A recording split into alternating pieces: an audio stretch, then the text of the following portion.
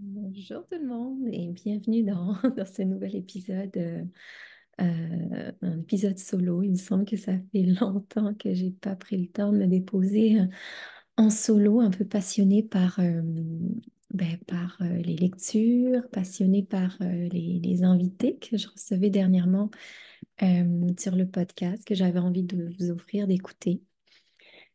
Puis c'est drôle parce que des petits événements de vie m'ont donné envie m'ont donné envie finalement de venir connecter en solo un peu avec ce qui se passe en ce moment, puis de parler un petit peu dans cette transition qu'on vit tous en tant qu'humains, en tant que société, cette révolution tranquille.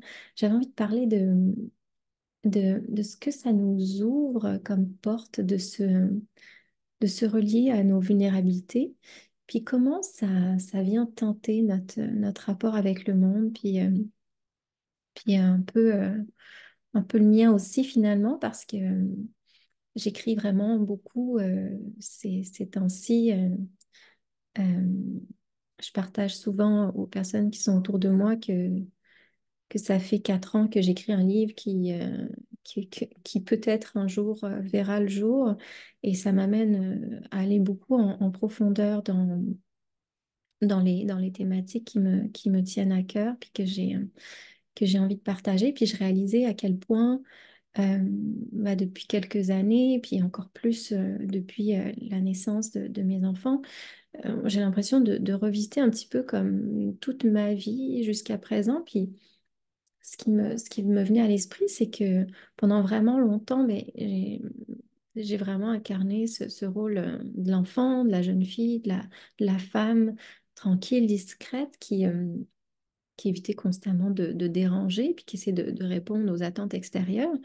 Puis, euh, puis comme mes professeurs répétaient tout le temps que j'étais tellement sage, tellement discrète, il fallait plus de Sophia dans les classes, tout ça. Puis pour moi, ça sonnait pas juste en fait, parce que c'est sûr, j'étais discrète, j'étais tranquille, j'étais introvertie.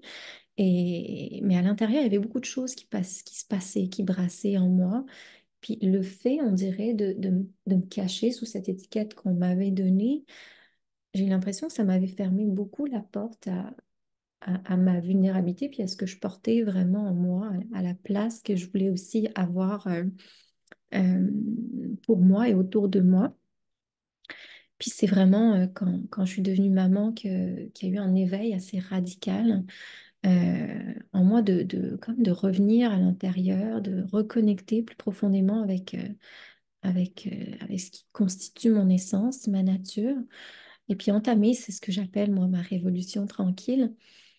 Puis d'abord, ça a été en tant que maman, un peu propulsée par cet instinct-là, donc telle une ouverture si forte aux vulnérabilités qu'on revient dans l'instinct, on revient dans un élan presque animal, dans un amour finalement.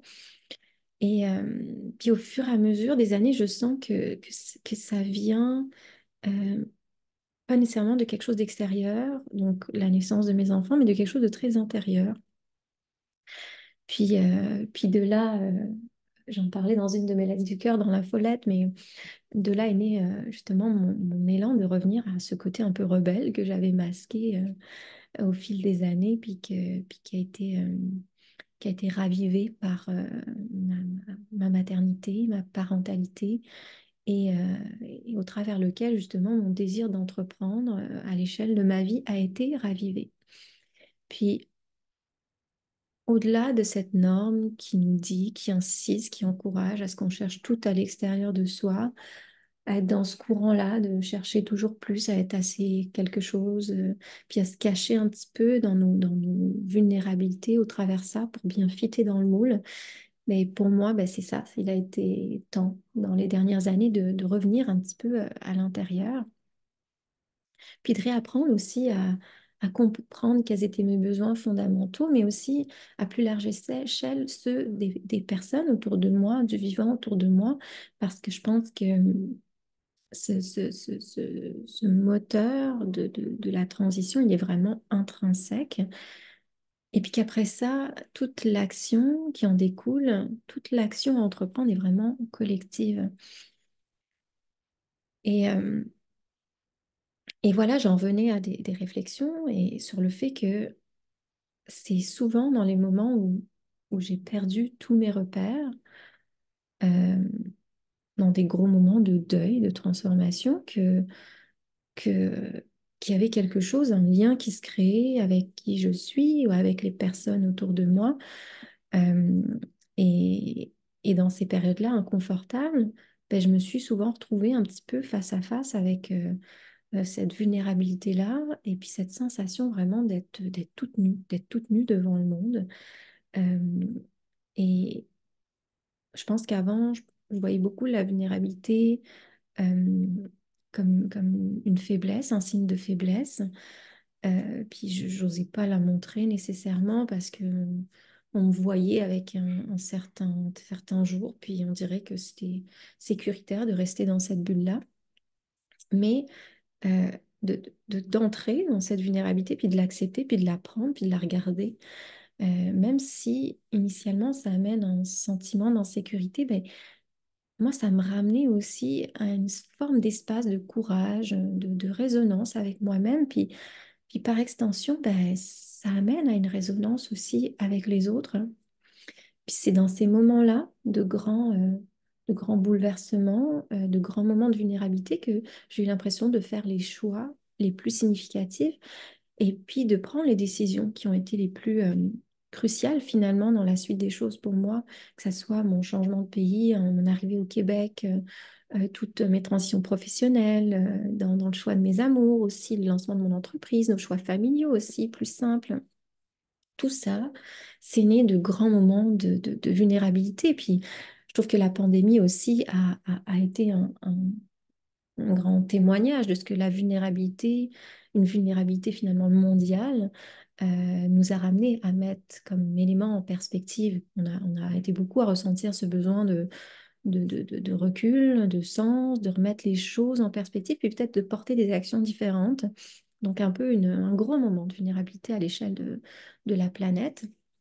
Puis, euh, puis je pense que ça ne veut pas dire qu'il faut nécessairement vivre des souffrances pour connecter à nos vulnérabilités.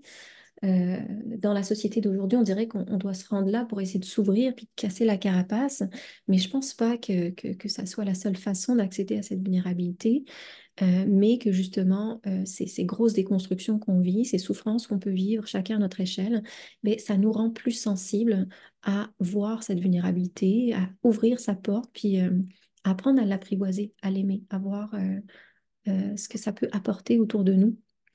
Puis c'est dans ces moments-là aussi de vulnérabilité que je me suis sentie le plus connectée aux personnes autour de moi, où j'ai eu le sentiment qu'on se trouvait à une place où toutes les portes étaient ouvertes pour un dialogue, vraiment un dialogue authentique. Puis je réalisais à quel point même dans ma relation amoureuse ou dans mes relations professionnelles, c'est à chaque fois qu'on ose s'ouvrir à ces vulnérabilités-là, qu'on ose poser sur la table ce qui nous habite réellement, au-delà du masque qu'on pense devoir porter, qu'il y a un rapprochement de nous-mêmes avec les autres, puis avec le monde qui nous entoure, parce que on abaisse nos défenses. Et ça nous invite à connecter authentiquement avec nos émotions, avec nos besoins, avec nos expériences intérieures.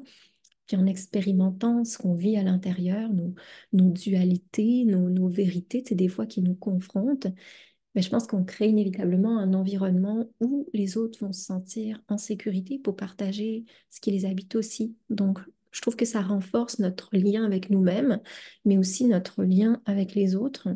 Et puis que ça nous amène vers une communication plus courageuse. Je trouve qu'en entreprise, en tout cas, ça ouvre beaucoup de portes que d'amener les personnes face à se partager des bouts d'eux-mêmes qui n'ont pas osé partager.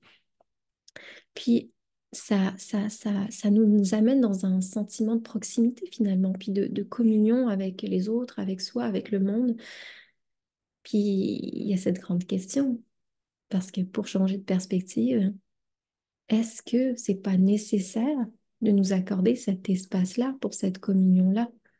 Parce qu'on parle tout le temps d'écologie, comme on parle d'écologie en lien avec l'environnement, mais je pense que quand on revient à nos vulnérabilités, ben, on revient à cette écologie intérieure à cette forme d'entreprendre de l'intérieur qui va au-delà d'une contemplation de soi ou d'une quête égocentrique, mais vraiment comme un acte d'attention, une forme d'exploration consciente de notre monde intérieur, de nos pensées, de nos émotions, de nos besoins, puis on connecte en même temps à cette posture-là de prendre soin de ce qui est à l'intérieur de nous et par le fait même dans cette posture de prendre soin, ben, il y a quelque chose qui rejaillit dans tout ce qui nous entoure. Alors, c'est un épisode très court aujourd'hui, mais avec c'est ce qui me montait aujourd'hui à partager. J'avais envie de vous poser la question à vous au fil du temps. Qu'est-ce que vos moments de vulnérabilité vous ont apporté